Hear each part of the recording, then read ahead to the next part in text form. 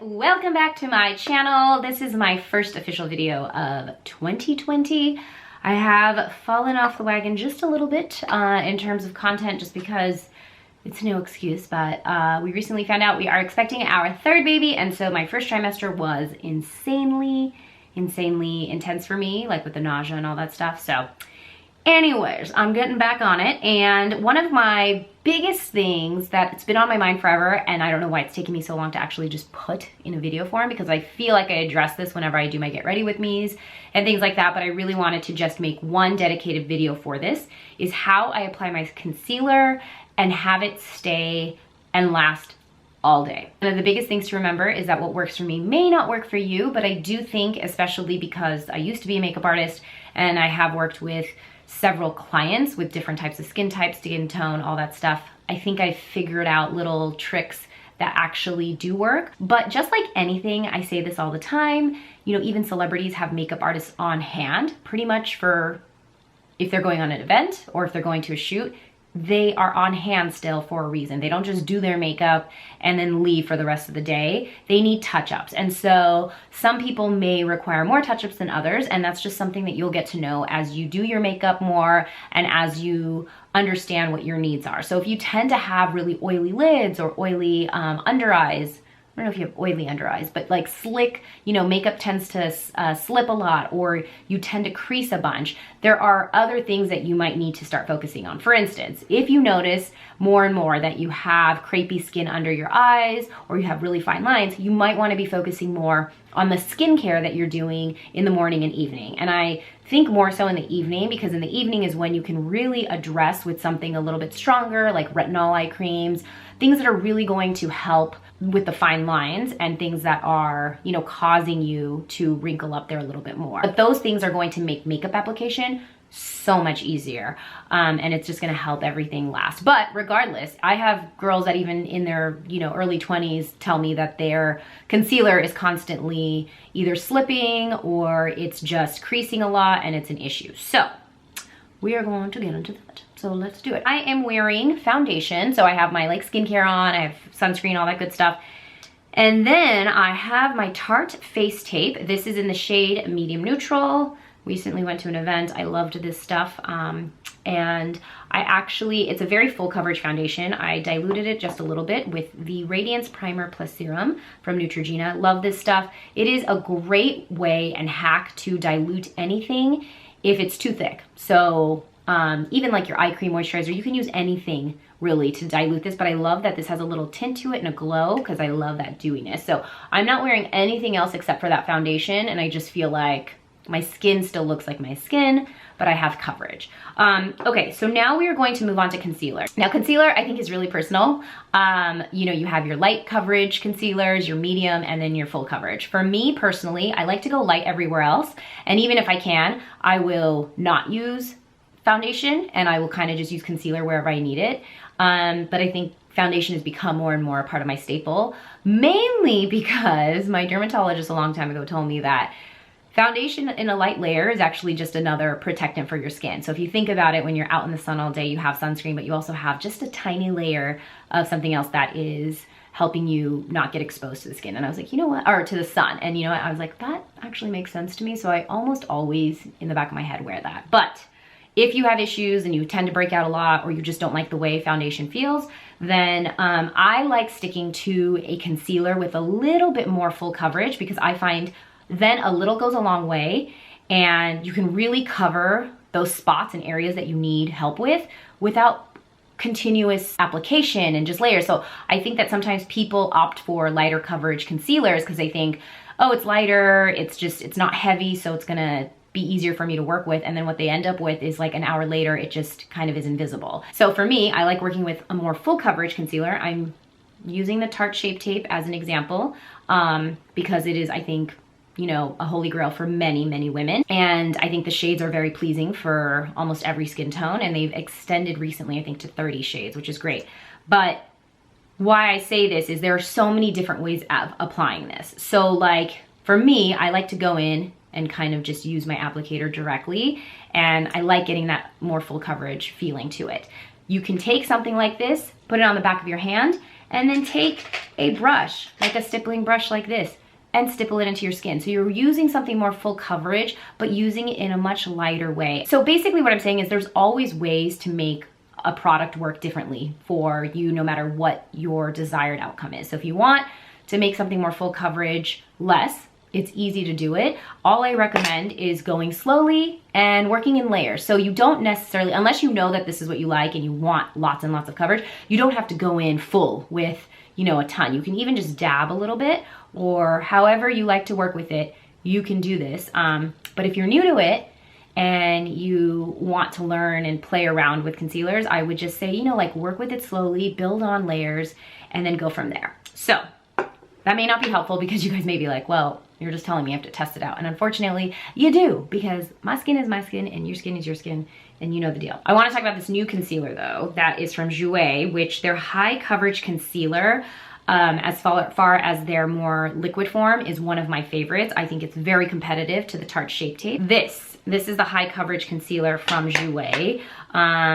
And it's beautiful. I think it does a fantastic job of just keeping everything in place and covering what you need. They recently launched a new version, which is the Essential High Coverage Concealer Pen. So it's the same, I'm assuming the same formula, just in a pen form. So it comes like this, and it's really interesting. It's almost just like a pen where you have to snap it, you know, like to get it up.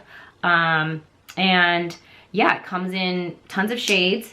And I'm going to show you what I've been doing. Let me see, I'm using Biscotti, I think. So I'm taking Biscotti right here, and it is high coverage, as I mentioned. So for me, also the way I choose my concealer, I tend to like to match my under eyes or go just a shade lighter. I don't like going too much lighter. Some people love, you know, really, really highlighting this area, which is great. For me, it doesn't always do well on me.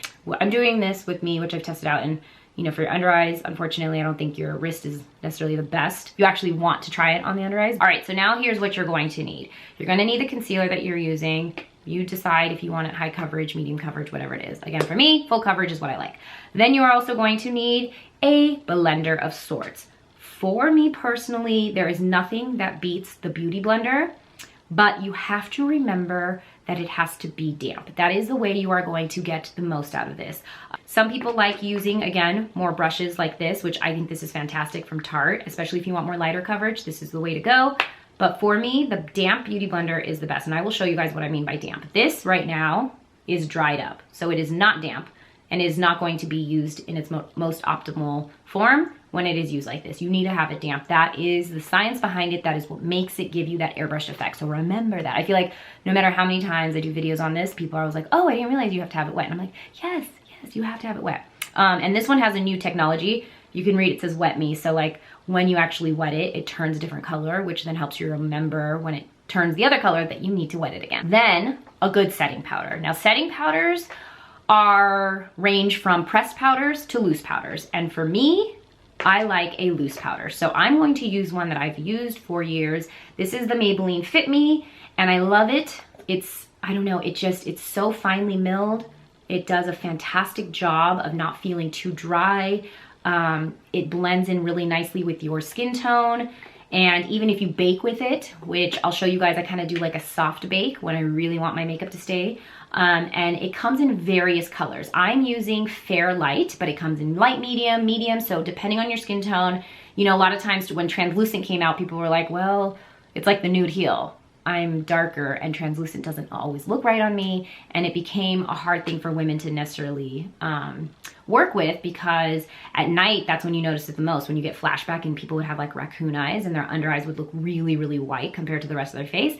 And then it's just not agreeable, right? So for me, I personally like loose powders better than pressed powders, but you do you, girl. And then a brush to apply the loose powder.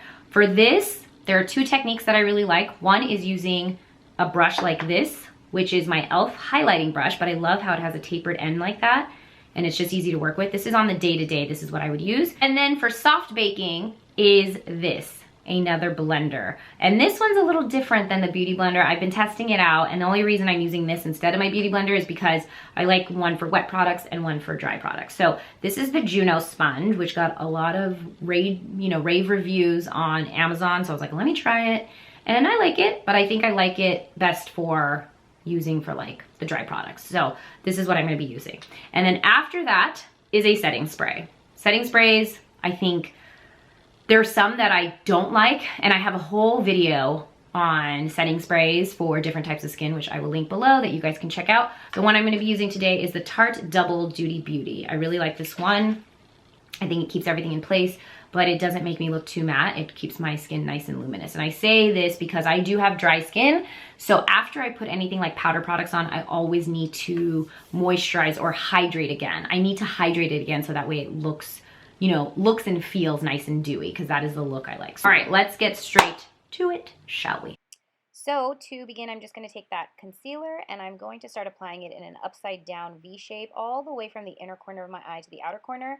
And I like to drag it down a little bit down my nose because I just feel like it gives you that nice spotlight effect. And because it's a precision tip, I am really carving out how I want it to look and defining my eye. And then I'm going to just highlight the T-zone, the center of the head, and the chin. Then I'm taking a damp beauty blender. Remember, it has to be damp. I'm taking that and I'm stippling it into my skin. This is such an important step. I'm not rubbing it or moving it. I am pushing it into my skin. This really helps ensure that the concealer itself gives you coverage and stays put. And with this step, do not worry about taking too much time. Like, I think this is the part where you really want to take a little extra time because it's what's going to ensure the makeup lasting all day. Then I'm taking the loose powder, which is my Maybelline Fit Me. I'm taking the e.l.f. highlighting brush and I am sort of immersing the brush in the powder and then tapping off excess. And then again, stippling down the side of my nose all the way up to the corner of my eye so I give that lifted effect. And then whatever's left over, I will hit the T-zone where you can get oily. So again, the chin, smile lines, so like when you laugh, the laugh lines, and then your forehead. Now I am taking that Double Duty Tarte setting spray and just spraying that right side of my face. I just feel like this helps everything stay put and brings back that dewiness like I was saying, because powder can make you feel a little dry.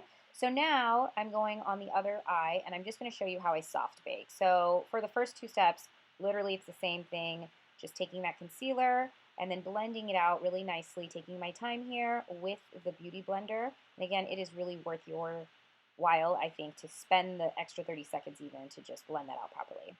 Okay, then I'm going to take the Juno sponge, and this is dry. I'm going to take it, you can dampen it if you want, but I'm just taking it dry and I'm dipping it into the loose powder. And now I'm basically stippling the powder and purposely keeping like a layer of it on so it's a little lighter.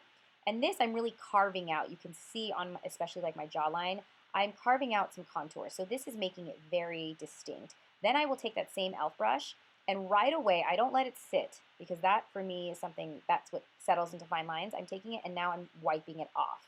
And you'll see it just seems like it gives it a little extra coverage, but in a really nice, soft, subtle way. But then I'm going to spray it, and then you can see this is just two different techniques that you can use to really keeping your concealer put. All right, guys, so I just quickly finished up my makeup so you can get a sense of what the concealer looks like all in all when it's done. And again, this is a technique that works really well for me. It's around 11 a.m. right now. I'm going to be gone out and about the entire day. So my goal in general, whenever I do my makeup, is to be one and done, put it on, and have it set for good. I do feel like I went just a tad heavier today because I was trying to show how I like make full coverage concealer stay all day. And I'm still getting used to this concealer itself, so it may look a little thicker. But as far as the end result goes, it's that it doesn't look cakey, it doesn't crease.